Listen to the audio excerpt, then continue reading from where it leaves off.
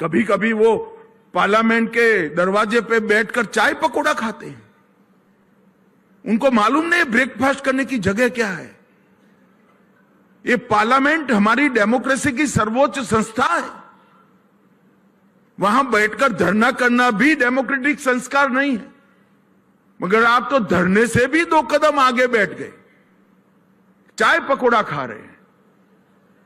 ये दुनिया भर में भारत को बदनाम कर रहे हैं, भारत के लोकतंत्र को बदनाम। आज इस मंच से मैं दोनों घटनाएं जो कांग्रेस के वरिष्ठ नेता, विपक्ष के नेता राहुल गांधी के इशारे पर और उनके स्वयं के पार्लियामेंट में उनके स्वयं की सहभागिता से हुई है, मैं इसकी घोर निंदा करना चाहता हूं। और मैं नहीं मानता कि देश में कोई भी युवा इस प्रकार के एक्टिविज्म का समर्थन करे।